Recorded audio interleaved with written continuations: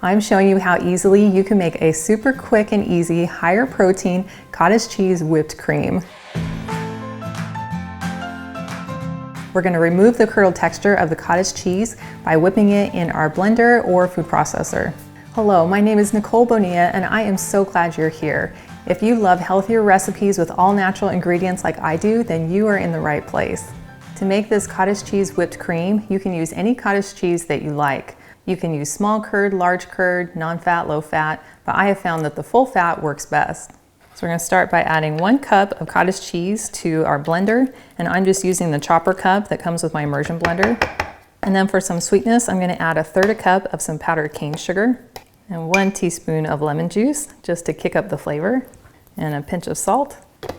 And then I'm just going to put on my lid and blend this on high until it is smooth and creamy.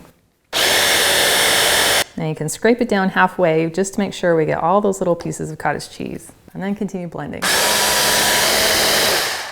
Now you have this very light and fluffy whipped cottage cheese that has the same texture as whipped cream. I think we need another pinky test.